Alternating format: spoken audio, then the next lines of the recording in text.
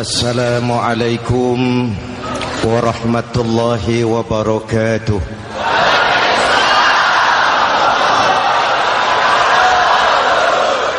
Alhamdulillahillazi ja'ala Ramadhana syahra siyami lil mu'minin. Wassalatu wassalamu ala asyrafil mursalin Sayyidina Muhammadin wa ala alihi wa sahbihi ajma'in, amma ba'du. Para ulama yang saya muliakan, para pejabat baik sipil maupun militer yang saya hormati, alhamdulillah malam ini atas izin Allah, mudah-mudahan yang kita laksanakan ini merupakan bagian dari amal ibadah kita di bulan suci Ramadan ini. Hadirin, reformasi terbesar adalah reformasi yang dilakukan oleh baginda Nabi besar Muhammad sallallahu alaihi wasallam. 23 tahun merombak satu bangsa biadab menjadi bangsa beradab, merombak umat yang terpecah belah menjadi umat yang bersatu, merombak masyarakat yang tenggelam dalam kemusyrikan menjadi umat yang bertauhid. Reformasi besar apa yang dilaksanakan oleh Rasul dan apa hubungannya dengan kita sekarang? Ini yang ingin saya sampaikan malam ini. Pertama, beliau melaksanakan reformasi akidah, membebaskan manusia dari kemusyrikan, menyelamatkan manusia dari ketergantungan kepada benda. 13 tahun beliau berjuang di kota Makkah hanya untuk menanamkan la ilaha illallah Muhammadur Rasulullah. Dari sana segalanya dimulai, meletakkan fondasi. Saya yakin tidak ada Tuhan selain Allah dengan seluruh konsekuensinya. Kalau saya yakin tidak ada Tuhan selain Allah, maka saya tidak akan menyembah kecuali hanya kepada Allah. Orang yang benar fondasinya, benar sujudnya. Jelas? Kalau saya yakin tidak ada Tuhan selain Allah, saya tidak akan minta rizki kecuali hanya kepada Allah. Orang yang benar fondasinya, jauh dari korupsi, jauh dari judi.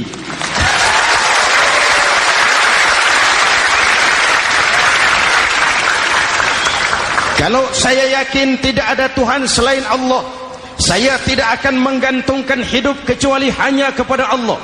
Saya tidak akan melarikan persoalan kecuali hanya kepada Allah.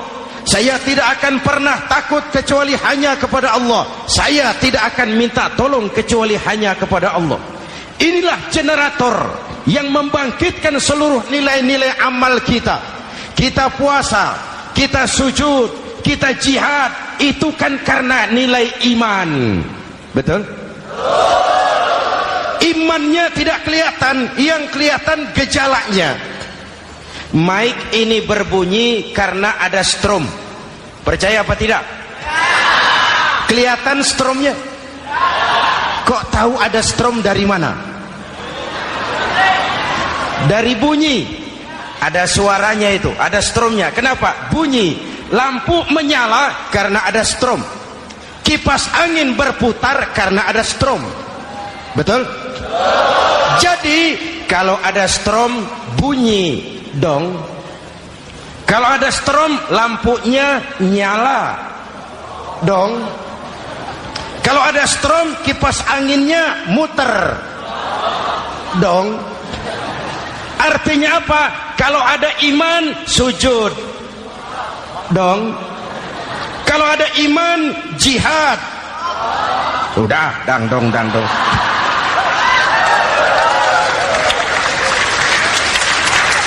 Seluruh amaliyah kita hanya refleksi dari nilai-nilai keimanan. Maka dimulai dengan fondasi. Kalau fondasi kuat, apapun yang mau dibangun aman. Kalau fondasi rapuh, apa yang mau dibangun di atas fondasi yang rapuh? Karena itu, dengan tabligh akbar ini, pesan pertama saya, mari jaga nilai-nilai iman kita. Kita masih bergelut dengan zaman susah. Judi kembali merebak. Narkoba meracuni remaja dan pemuda-pemudi kita. Padahal dua-duanya sumber segala macam kemaksiatan. Judi mendidik orang jadi malas, dan sejarah belum pernah mencatat ada orang jadi kaya karena judi. Yang bangkrut, yang kere, yang melarat banyak.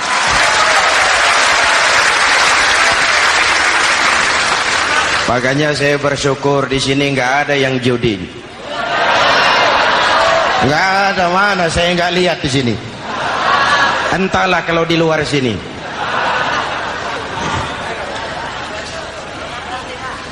Judi itu penyakit, kalahnya bikin penasaran, menangnya bikin ketagihan. Itulah penyakitnya. Makanya lebih baik makan singkong betulan daripada makan roti mimpi. Ayo, makan singkong betulan, makan roti mimpi, lebih baik mana? Lebih baik makan roti betulan, Mas. Maksud saya, uang 4-5 ribu rupiah itu daripada belikan togel, daripada dibelikan pakong, daripada dibelikan macam-macam undian judi, lebih baik dibelikan beras, makan sama-sama. Hadirin yang saya hormati, karena iman kita hidup, untuk iman kita berjuang, dalam iman kita ingin kembali menghadap Allah Subhanahu. Dahulu pun orang-orang tua kita berjuang memerdekakan negeri tercinta ini. Apa faktor penggerak utamanya? Iman. Imanlah yang mengajarkan orang-orang tua kita, hubbul watan minal iman. Cinta tanah air bagian daripada iman. Lah, tanah air kita kan bukan Aljazair.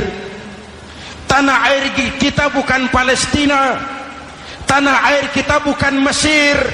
Tanah air kita Mencintai Indonesia bagian daripada iman. Yang datang menjajah kebetulan kafir.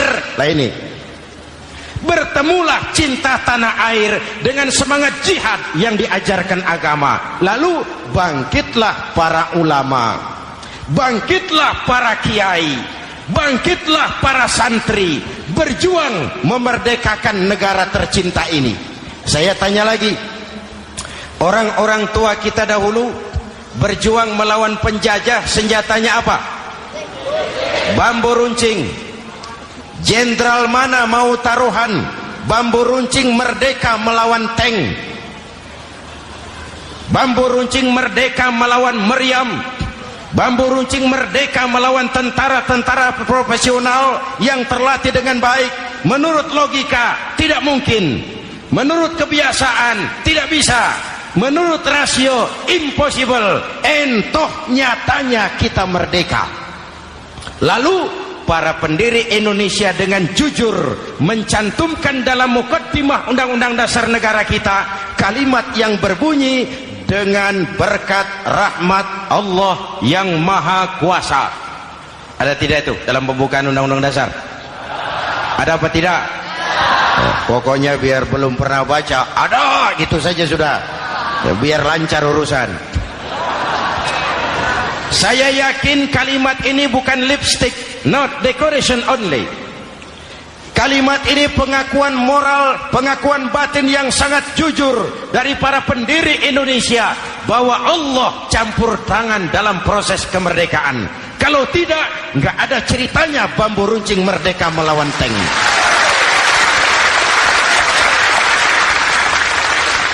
Kalau dulu iman untuk merebut kemerdekaan, sekarang iman untuk mengisi kemerdekaan. Betul? Betul? Karena itu jaga nilai-nilai iman. Jangan tidur. kita sudah berhasil melaksanakan pemilu, sidang umum MPR sudah digelar, pemerintahan baru sudah terbentuk. Itu kita pilih bersama, kita dukung bersama. Mendukung itu tidak harus selalu iya, kula nuwun sumuhun dawuh, kumaha juragan wae, oke bos. Mendukung tidak harus selalu iya, mendukung juga memberikan saran, kritik, perbaikan. Kenapa? Di mana-mana di dunia ini kekuasaan cenderung mau menang sendiri. Kekuasaan cenderung untuk korup. Karena itu kalau kita cinta kepada pemerintah, kita harus mengawasi jalannya pemerintahan kita ini.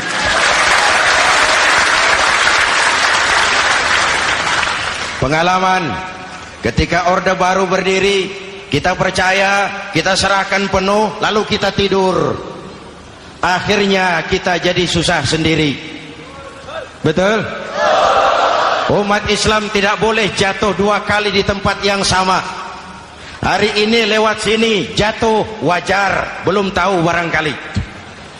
Besok lewat sini lagi jatuh lagi, goblok tenan gitu.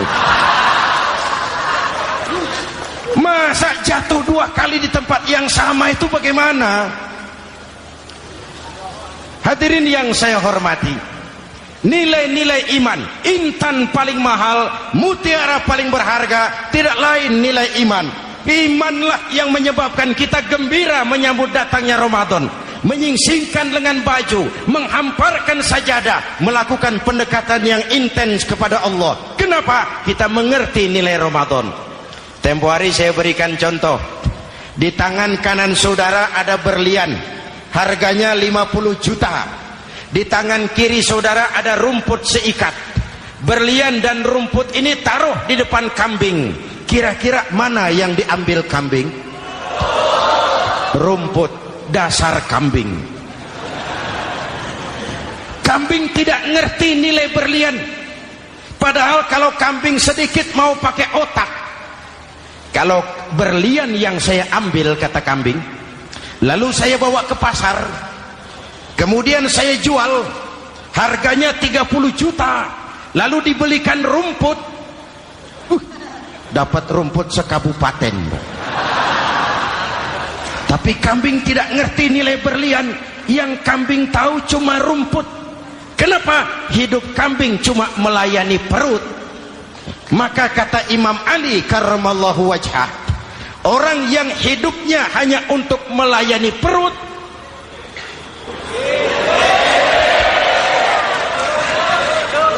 saudara yang ngomong ya, tanggung jawab. Saya kan cuma mulai, kenapa diterusin?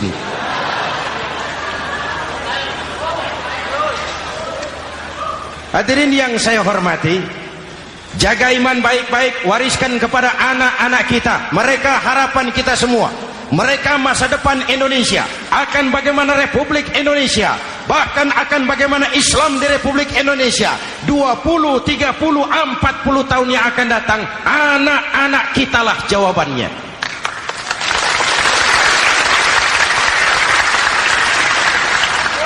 Mereka mau jadi apa, persilahkan, asal iman merupakan landasan hidupnya. Anak-anak kita boleh jadi jenderal, asal jenderal beriman. Boleh jadi pejabat, pejabat beriman. Jadi pengusaha, pengusaha beriman. Kalau iman landasannya, aman. Jadi pengusaha, pengusaha beriman, insya Allah timbangannya tidak curang, ekonomi lancar, masyarakat tenang. Jadi petani, petani beriman, insya Allah tidak menggarap tanah yang bukan miliknya.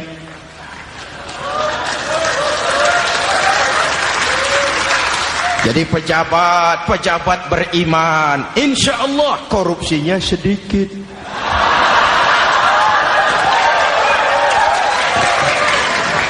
Jadi jenderal, jenderal beriman, insya Allah berjuangnya bersama ulama, bukan nangkepi ulama.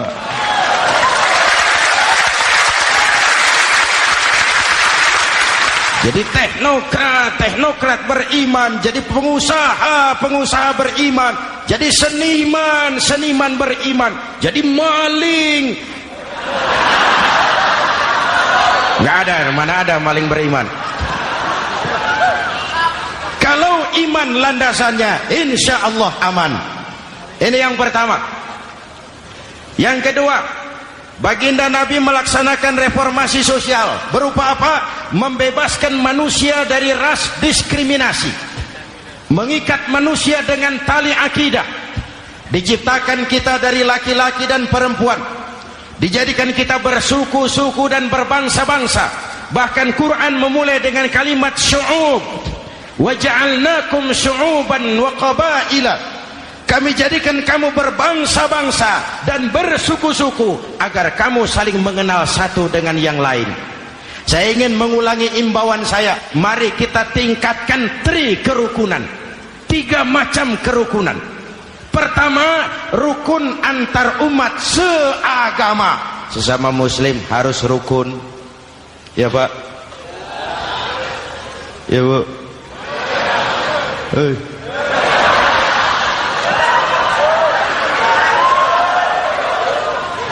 Malam ini saya tidak merasa sebagai tamu di sini. Saya hanya keluarga di tengah-tengah keluarganya.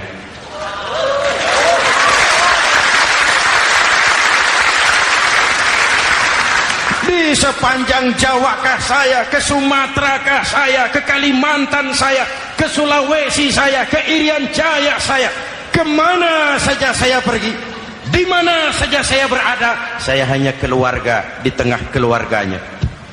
Sebagai muslim kita terikat akidah. Sebagai bangsa kita punya komitmen. Kita ingin bersatu nusa, satu bangsa, satu. Inilah kita. Hadirin yang saya hormati, rukun antar umat seagama. Hura-hura pemilu sudah lewat, ekses-eksesnya harus kita hilangkan. Boleh jadi kemarin-kemarin karena berbeda kaos sama teman gak teguran. Yang sudah-sudah, yang penting sekarang ke depan. Sudah capek kita rakyat diobok-obok. Sudah datang saatnya kita meluruskan saf, merapatkan barisan, menggalang semangat kebersamaan. Rukun antar umat seagama. Begitulah malam ini saya hadir di tengah keluarga sendiri. Yang mengikat kita apa? Akidah. Di masjid kita ditemukan, dan inilah simbol kehidupan umat. Tadi kita sholat isya dan tarawih di sini, menghadap ke arah yang sama, menyembah Allah Tuhan yang sama, melakukan gerak yang sama, membaca bacaan yang sama, dengan bahasa yang sama. Betul? Tapi kita datang dari segala penjuru. Kita datang dari sebelah lor, sebelah kidul, sebelah wetan, sebelah kulon. Di sini di masjid ini kita menghadap ke arah yang sama. Kita yang hadir di sini boleh jadi ada yang dari Sumatera, Kalimantan, Sulawesi, Irian Jaya, tapi kita adalah Indonesia. Jelas? Jelas? Saya sering kasih contoh, coba kalau sholat pakai bahasa masing-masing, ramai masjid, bingung malaikat. Ini Indonesia ramai karena tiap provinsi sholat pakai bahasa masing-masing. Kalau Riau bicara sendiri, Ambon bicara sendiri, Aceh bicara sendiri, Irian bicara sendiri, ramai masjid. Jelas? Jelas? Yang imam pakai bahasa Indonesia, takbir, Tuhan yang maha besar. Gagah sekali, bingung malaikat. Kembali kita kalau sholat pakai bahasa masing-masing. Betapa ramainya masjid. Itu cermin dari bangsa yang tidak bisa menjaga kesatuan dan persatuan. Uni Soviet almarhum,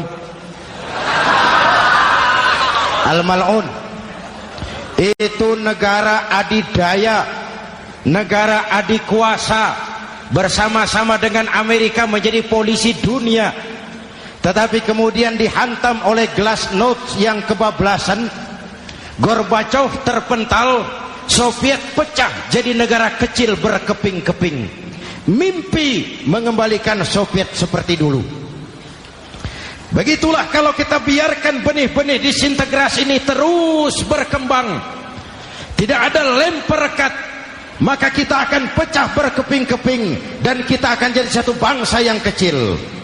Oleh karena itu, yang pertama, jaga kerukunan antar umat seagama. Berbeda pendapat boleh, berpecah belah jangan. Berbeda partai oke, tapi berbeda dalam wawasan bernegara jangan. Jujur saja, saya kemarin musim pemilu itu sudah agak pesimis melihat. Batin saya menjerit, ya Allah, kenapa umat jadi begini? Kenapa umat harus terkotak-kotak? Terlalu banyak partai-partai Islam waktu itu, 20 lebih. Begitu sidang umum MPR berjalan, saya mulai melihat titik optimisme. Ada yang mengkristal, di mana orang tidak lagi melihat partainya, tetapi melihat nilai-nilai imannya. Itulah yang memang utama buat kita.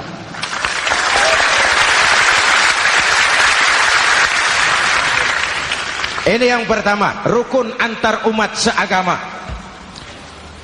Yang kedua, rukun antar umat beragama. Beberapa hari yang lalu ada kejadian yang mengenaskan di Jakarta Timur, Cipayung. Peristiwa penyerbuan Yayasan Dolos. Hadirin yang saya hormati, kita tentu menyesalkan kejadian itu. Kita tidak bisa menyetujui tindakan main hakim sendiri. Kita berharap pemerintah bukan hanya bisa menangkap pelakunya, tapi juga yang tidak kalah pentingnya mengusut akar permasalahannya.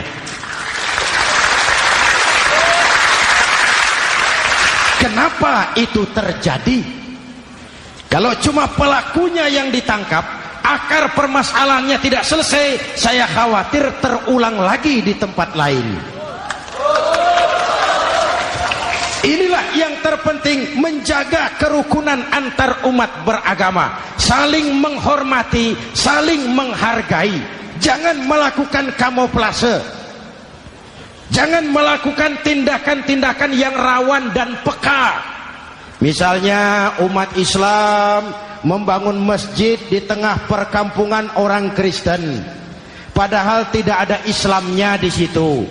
Itu bisa menimbulkan kerawanan. Atau sebaliknya, membangun gereja di tengah perkampungan umat Islam yang tidak ada Kristennya di situ. Atau sebaliknya, mereknya kegiatan sosial, mereknya kegiatan kemanusiaan, tapi isinya penyebaran agama kepada orang yang sudah beragama. Itu pun bisa menimbulkan kerawanan. Jelas? Maka yang besar jangan mau menang sendiri, yang kecil harus tahu diri.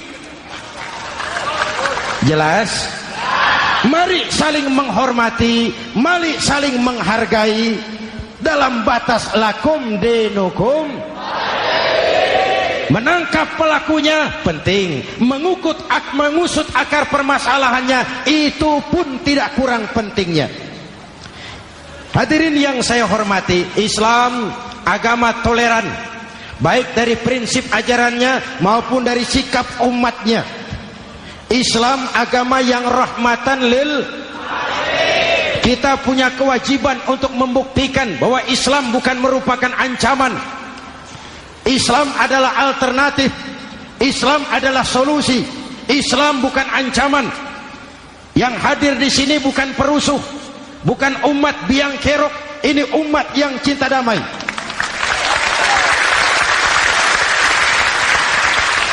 Ini umat yang tidak pernah mencari-cari musuh, tapi juga tidak akan pernah lari kalau bertemu musuh. Mari kita jaga kerukunan antar umat beragama. Jangan sampai peristiwa Dolos terulang lagi di tempat-tempat lain. Saling menghargai, saling menghormati. jangan main hakim sendiri, tapi juga jangan mau menang sendiri. Hadirin yang saya hormati, dengan menjaga kerukunan antar umat beragama, akar keutuhan kita sebagai bangsa semakin terpelihara. Lalu yang ketiga, rukun antar umat beragama dengan pemerintah. Tadi kita sholat di sini ada imam, ada makmum, betul? Kalau makmum siapa saja boleh, Mas. Tidak ada pemilihan makmum. Fikih itu ketat kalau sudah memilih imam. Nih makmum siapa saja. Pak, itu orang pemabuk itu, boleh jadi makmum. Suka mencuri, Pak, boleh jadi makmum. Bacaannya tidak fasih, boleh jadi makmum. Ketinggalan 1 rakaat, boleh jadi makmum. Tapi tidak tiap orang boleh jadi imam. Kenapa? Imam mau mimpin orang banyak. Kalau dia bodoh, bagaimana nasib makmumnya?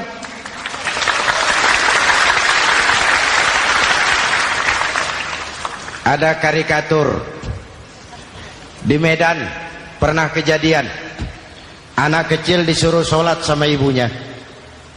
Nak, sholat kau. Aku tak pandai sholat, mak.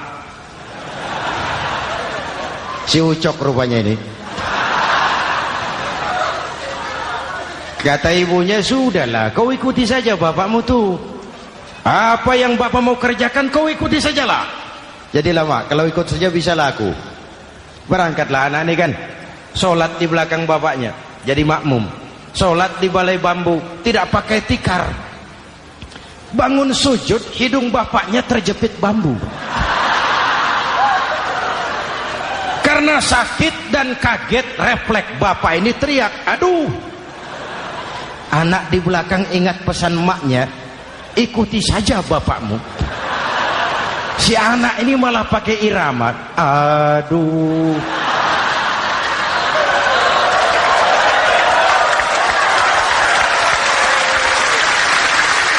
Lah, ada yang lebih gendeng lagi. Mendengar anaknya mengaduh, bapaknya menoleh ke belakang. Kata bapaknya, kau kejepit juga, Cok. Sholat jadi ngobrol. Kalau makmum dan imam sama bodohnya, rusak sholat ini.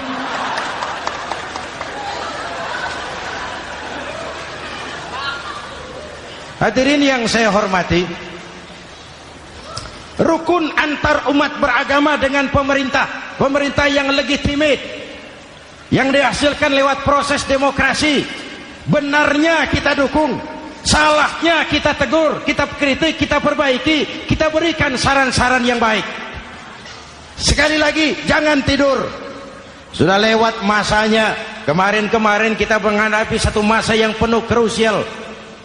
Sudah datang saatnya kita bersama-sama bahu-membahu mengatasi kesulitan besar yang tengah kita hadapi sekarang ini. Dengan 3 kerukunan ini, insya Allah keutuhan kita sebagai bangsa akan lebih terpelihara. Ini reformasi kedua. Dalam konteks kita sekarang, menjaga semangat kebersamaan. Saya sering mempopulerkan di masyarakat kita, umat Islam, bangsa Indonesia seperti 5 jari ini. Kalau kompak, apa yang tidak terpegang. Tapi kalau berpecah belah, apa yang mau dipegang? Yang ini namanya ibu jari. Umaro ini, pemerintah. Kerja apa saja kalau sudah diginikan pemerintah, lumayan. Diginikan kiamat, Mas. Legalitas. Umaro. Yang ini telunjuk, alat untuk menunjuk. Ini orang yang punya uang, orang kaya, para pengusaha, investor. Kita perlu untuk memulihkan roda perekonomian kita. Di mana-mana kalau orang sugih nunjuk, lancar urusan, Pak. Coba kita yang melarat nunjuk-nunjuk ini, nggak laku. Makanya kata orang, serba salah jadi orang susah, tapi lebih susah jadi orang serba salah. Serba salah jadi orang susah, tapi lebih susah jadi orang serba salah. Telunjuk. Yang ini jari tengah lah ini, di tengah dia, ke kanan tidak, ke kiri tidak. milik semua golongan ini, netral. Siapa ini? TNI. Siapa ini? Cendekiawan. Siapa ini? Ulama idealnya ini. Milik semua, tidak kemana-mana tapi ada di mana-mana. Nggak bisa diajak suitan ini. Nggak ada anak-anak main kelereng suitnya begitu, itu nggak ada.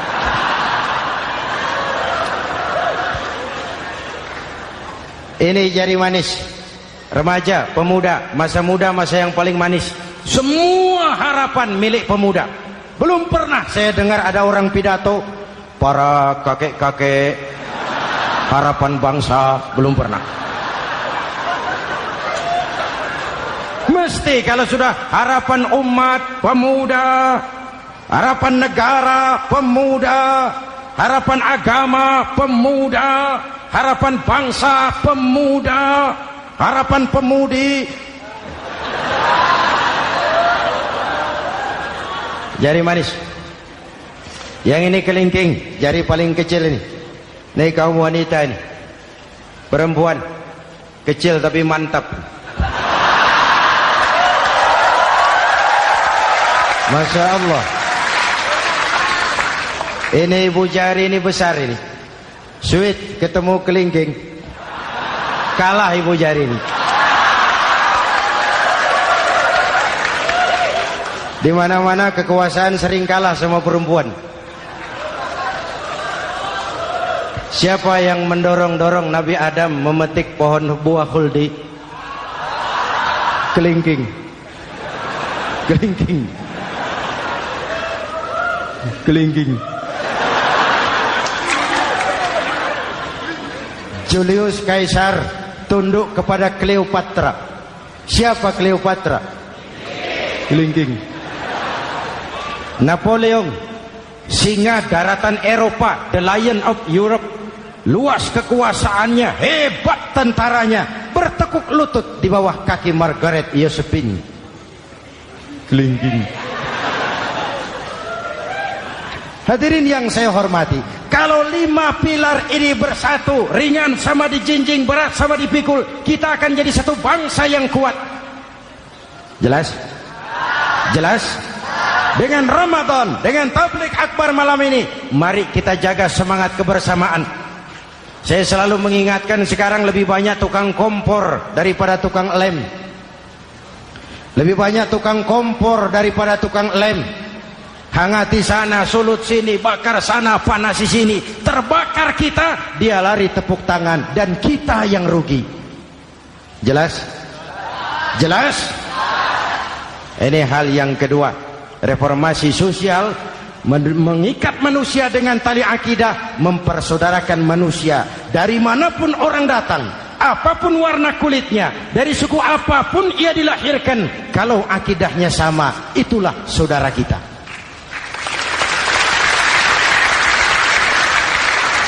Kembangkan terus kerukunan antar umat seagama, antar umat beragama, dan antar umat beragama dengan pemerintah. Muslim bagaikan satu tubuh. Jikalau yang satu sakit, yang lain ikut merasakan sakit. Muslim bagaikan sebuah bangunan, yang satu sama lain harus saling memperkuat. Ada yang jadi tiang, tentu. Ada yang jadi pintu, memang. Ada yang jadi genteng, iya. Tapi satu sama lain harus saling memperkuat. Tidak bisa genteng ngomong sama tiang. Kata genteng, saudara tiang, kamu sih enak. Saya setengah mati, kata genteng.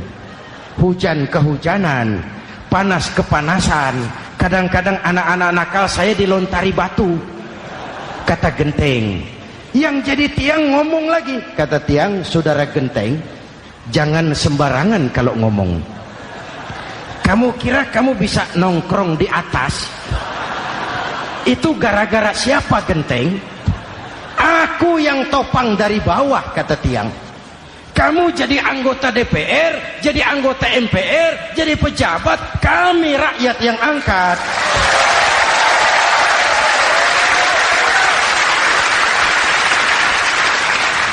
Jangan waktu di bawah rajin ngamalkan ayat kursi, dapat kursi lupa sama ayat.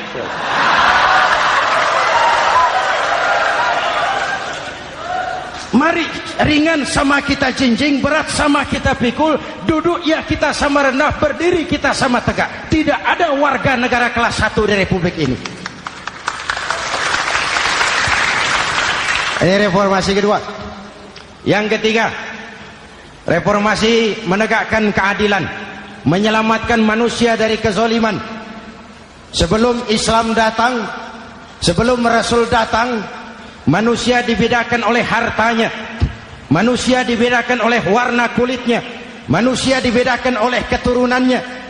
Beliau dengan tegas mengajarkan, innallaha la yanzuru ila suwarikum wala ila amwalikum walakin yanzuru ila qulubikum wa a'malikum. Allah tidak melihat potonganmu, Allah tidak melihat hartamu. Yang Allah lihat itu hatimu dan amal perbuatan.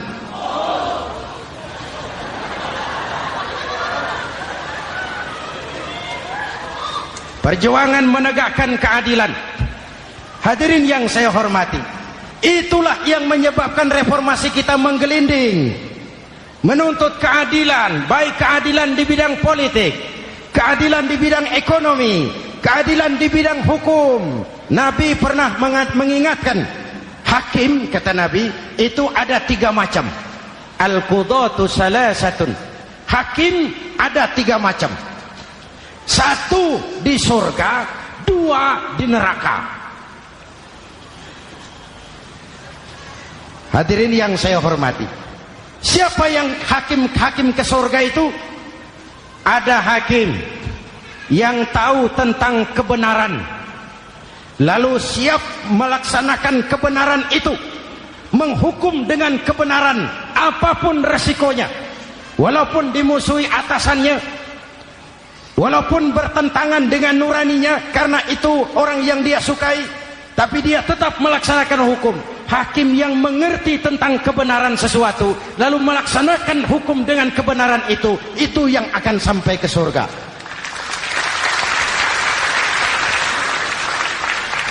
Yang kedua, ada hakim tahu tentang kebenaran tapi tidak mampu melaksanakan hukum dengan kebenaran itu.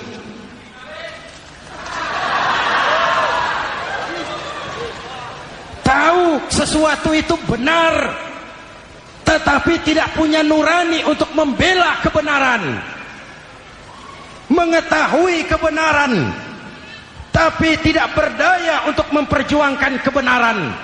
Akhirnya hukum dikebiri, yang salah jadi benar, yang benar jadi salah. Itulah realita yang kita rasakan selama ini. Yang baca Quran dengan suara merdu dapat piala, yang mengamalkan Quran dengan konsekuen dapat penjara, yang berteriak-teriak menegakkan keadilan dianggap aneh, yang korupsi habis-habisan hidup terhormat.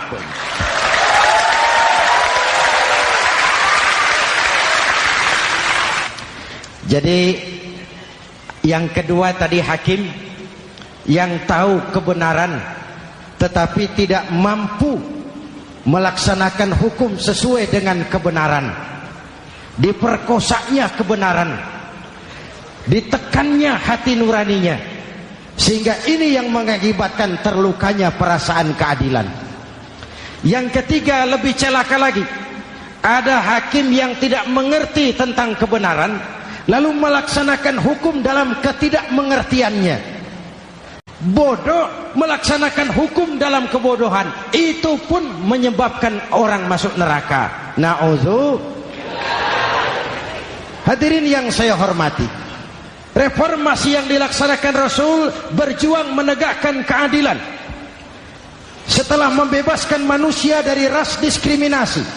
An-nas kulluhum li Adam wa Adam min turab, la fadla li arabiyyin ala ajamiyyin illa bittaqwa. Seluruh manusia berasal dari Adam. Adam diciptakan dari tanah, dan tidak ada kelebihan Arab dengan yang bukan Arab kecuali dengan takwanya. Nah, saya masih ingat sebuah cerita. Mau dengar? Mau dengar? Pada waktu Umar bin Khattab radhiyallahu anhu menjadi khalifah, menjadi Amirul Mukminin, itu yang jadi gubernur di Mesir adalah Amr bin As. Satu saat Amr bin As ingin mendirikan masjid, tapi tanah lokasi masjid itu milik orang Yahudi. Ada gubuk di situ. Dipanggil Yahudi ini oleh Amr bin As. Saudara Yahudi, iya. Itu rumahmu ya? Iya. Sudah tahu belum? Belum. Ya memang saya belum kasih tahu. Begini, kamu bangun sembarangan saja. Rumahmu kena jalur hijau itu. Lalu saya mau bangun masjid di situ. Ya tapi ada rumah saya, Pak. Sudahlah, rumahmu saya bayar, saya beli. Enggak mau, Pak. Rumah saya cuma itu-itunya. Saya bayar 2 kali lipat. Enggak mau, Pak. Enggak mau. Sudahlah, saya ganti rugi. Ya, enggak mau, Pak. Namanya juga ganti rugi, Pak. Biar digantikan tetap rugi. Mangkel Amr bin As ini wong cilik kok bertingkah amat. Si amat aja enggak bertingkah. Panggil kamtib. Hei, gusur. Ditarik rumah Yahudi ini, ambrol. Menitiskan air mata si Yahudi di sudut kehidupan. Begini wong cilik ini, sudah jatuh tertimpa tangga. Rumah cuma sak gubuk-gubuknya diderek oleh petugas. Pikir-pikir Amr bin As kan cuma gubernur. Di atasnya kan masih ada khalifah Umar bin Khattab. Saya mau lapor ke pusat.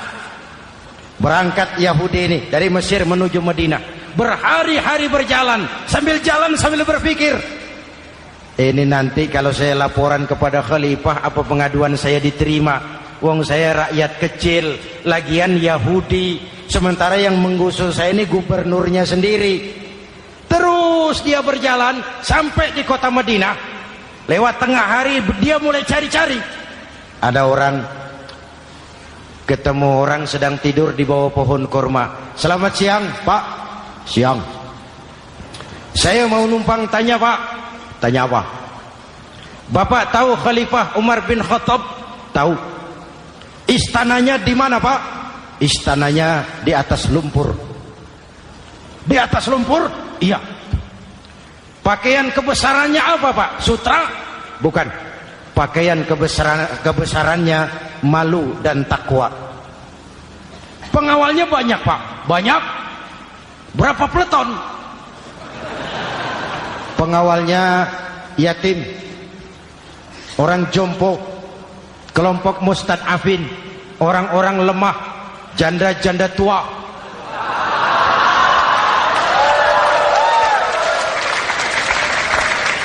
Itu pengawalnya. Pakaian kebesarannya malu dan takwa. Pengawalnya orang-orang lemah, tidak berdaya. Kok begitu, Pak? Begitulah Umar bin Khattab. Orangnya sekarang di mana, Pak? Di depan kamu. Jadi Bapak, iya. Bapak, iya. Saya Umar. Ada apa, Mas?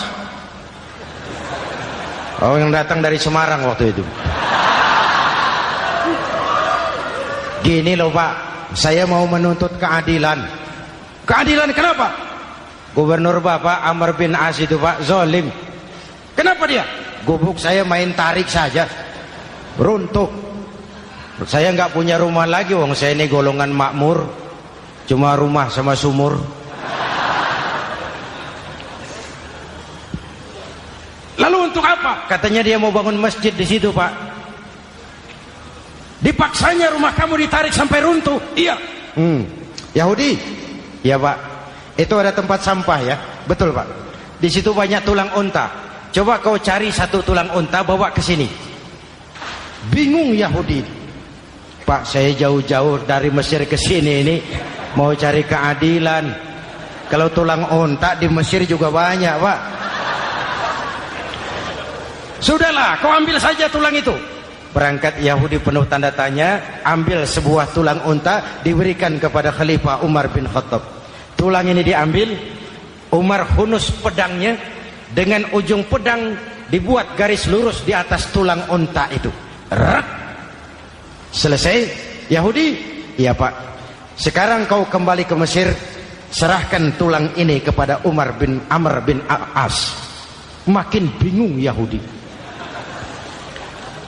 Jauh-jauh datang kemari kira mau dapat keadilan, cuma dapat tulang. Ya sudahlah, namanya wong cilik. Berangkat dia pulang ke Mesir. Berhari-hari sampai di Mesir. Pak Gubernur, ya lapor.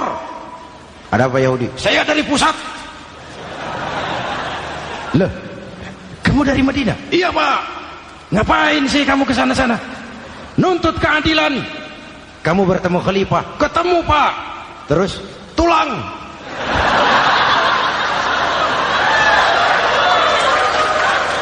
Ini loh Pak, salam dari beliau. Tulang.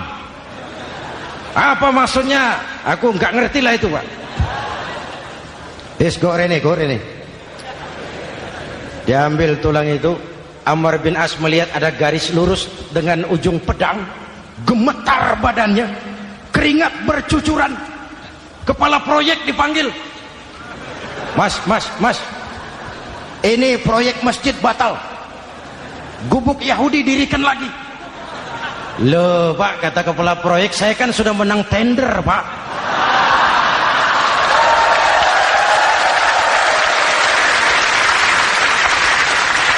Wes, nggak ada urusan. Sampean mau menang mau kalah tender, proyek batal. Itu gubuknya Yahudi dirikan lagi. Yahudi makin bingung. Ada gubernur dapat tulang gemetar. Pak Gob, ya. Sebenarnya apa yang terjadi? Apa-apa. Kamu sedikit-sedikit main pusat.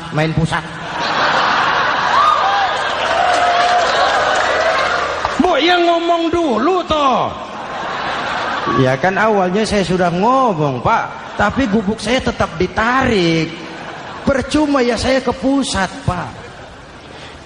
Saya dapat teguran keras dari Khalifah. Tahu kau apa artinya ini? Seolah beliau berkata, "Hei Amr bin As, jangan mentang-mentang sedang berkuasa kau bertindak seenakmu. Berlaku lurus dan adillah kamu seperti lurusnya garis di atas tulang ini."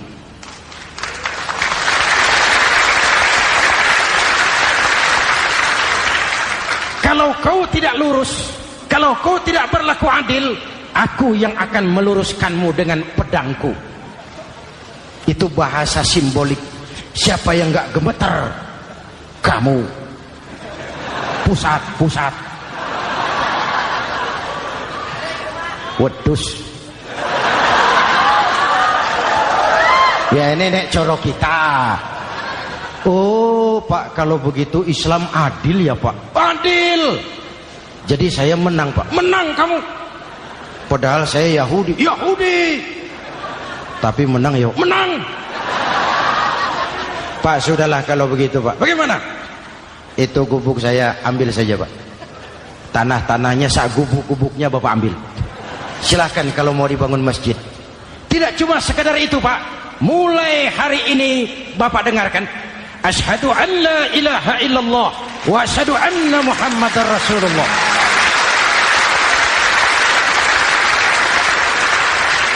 Yahudi bisa menang perkara menghadapi gubernur. Kalau ini terjadi di Indonesia,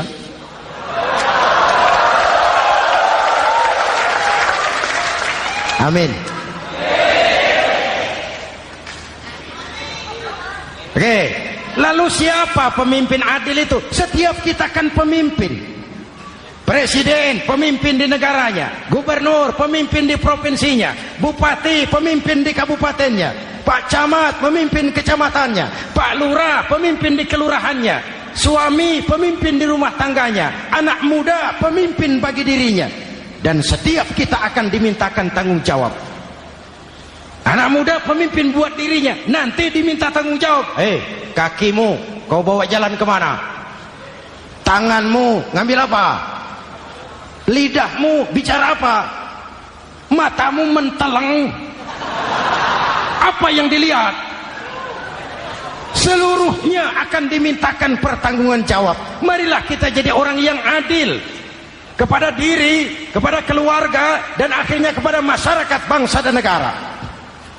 Hadirin yang saya hormati, satu ayat yang sering dibaca pada akhir khutbah khatib Jumat, innallaha ya'muru bil adli wal ihsan.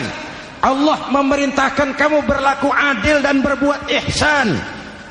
Tidak sekadar adil tapi ihsan. Ihsan nilainya lebih tinggi dari adil. Contoh, nak, tolong taruh telur itu di pinggir meja. Anak yang adil apa adanya, ditaruh telur di pinggir meja. Anak yang ihsan lain. Lah iya, perintahnya sih di pinggir meja, tapi kalau pas di pinggir meja kan jatuh ke bawah. Ke tengah sedikit. Ini ihsan. Oleh karena itu, mari, perjuangan menegakkan keadilan masih panjang. Jalannya tidak lurus bertabur bunga, menanjak, menurun, banyak onak dan duri. Namun seperti yang dikatakan seorang tokoh, masih Napoleon, kalau ada 1000 orang penegak keadilan, saya satu dari yang 1000 itu. Kalau ada 100 penegak keadilan, saya juga satu dari yang 100 itu. Kalau ada 10 orang menegakkan keadilan, saya juga satu dari yang 10 itu. Kalau hanya 1 orang yang menegakkan keadilan, maka sayalah yang 1 itu. Tetap konsisten berjuang menegakkan keadilan, walaupun besok langit akan runtuh, walaupun besok akan kiamat, keadilan tetap harus ditegakkan. Oke, ini reformasi yang ketiga. Menegakkan keadilan, mengayomi masyarakat dengan hukum yang tegas. Dan Rasul menjadi contoh. Ini yang hebat. Misalnya beliau berkata, "Wallazi nafsi biyadihi, law anna Fatimah binti Muhammadin sarqat, laqata'a Muhammadun yadaha." Demi Allah, andai kata Fatimah putri Muhammad mencuri, jangan orang lain, Muhammad sendiri yang akan memotong tangannya. Hukum berwibawa, masyarakat terlindungi. Kenapa? Nabi jadi contoh. Jelas? Beliau mengajarkan orang beramal. Kepada putrinya beliau mengatakan apa? I'mali ya Fatimah, i'mali, fa inni la ughni anki minallahi syai'a. Fatimah, beramal kau. Fatimah, beramal kau. Fatimah, solat kau. Fatimah, puasa kau. Fatimah, zakat kau. Fatimah, haji kau. Kalau kau tidak beramal Fatimah, aku ayahmu Rasulullah tidak akan sanggup membelamu di akhirat nanti. Ini keadilan. Tidak mentang-mentang putri kesayangan Nabi lalu sudah Fatimah kamu nggak sholat nggak apa-apa, nanti di akhirat ada papi. Jauh dari semangat nepotisme. Putri beliau sendiri ditekankan, i'mali ya Fatimah, fa inni la ughni anki minallahi syai'a. Beramal kau Fatimah, kalau kau tidak beramal, aku ayahmu tidak akan sanggup membela kamu di akhirat nanti. Inilah inti dari nilai keadilan. Jauh dari nepotisme, apalagi kolusi. Hadirin yang saya hormati, lalu saya masuk kepada yang keempat. Reformasi keempat yang dilaksanakan oleh baginda Rasul, menyelamatkan manusia dari gaya hidup sekuler, menyelamatkan manusia dari gaya hidup materialis, mengajarkan keseimbangan. Ada hidup sesudah mati, ada akhirat sesudah dunia. Betul? Betul? Kalau saja tidak ada hidup sesudah mati, kalau saja tidak ada akhirat sesudah dunia, persilahkan hiduplah saenae, nek perlu saenae udelmu dewe. Sayang. Ada hidup sesudah mati, ada akhirat sesudah dunia. Ini semua calon-calon jenazah.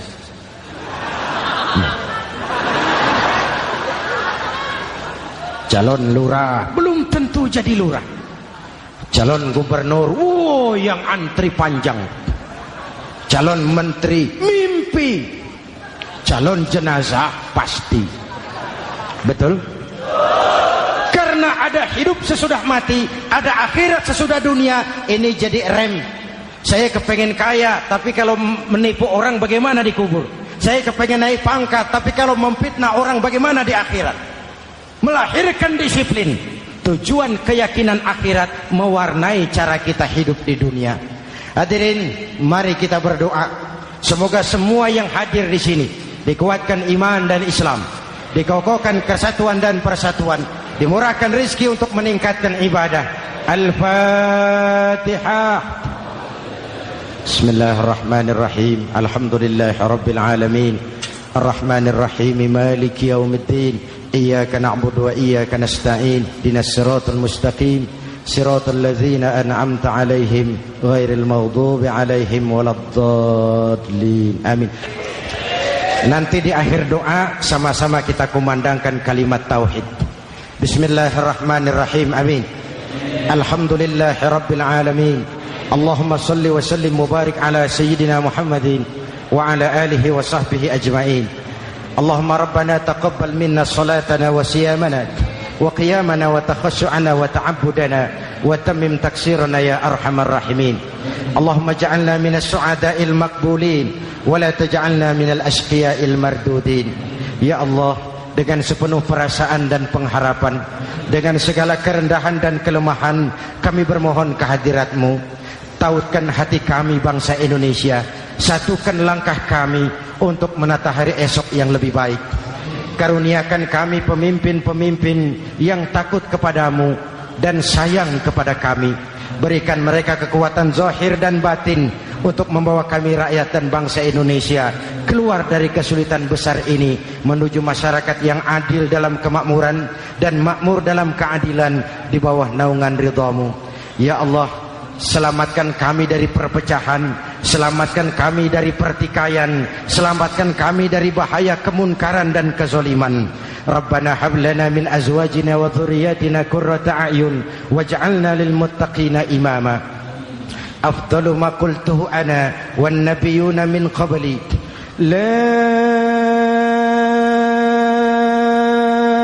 ilaha illallah.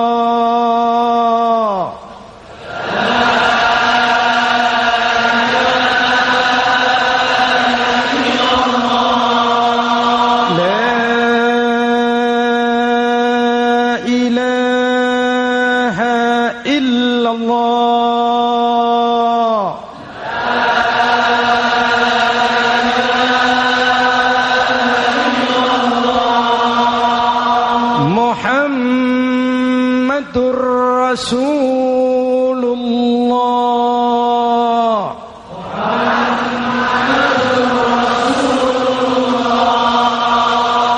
Amin. Sallallahu alaihi wa alihi wa sallam. Kalimatu haqqin 'alaiha nahya wa 'alaiha namut wa 'alaiha nub'atsu insyaallah minal aminin. Rabbana atina fid dunya hasanah wa fil akhirati hasanah wa qina adzabannar. Wa akhiru da'wana anil hamdulillahi rabbil alamin.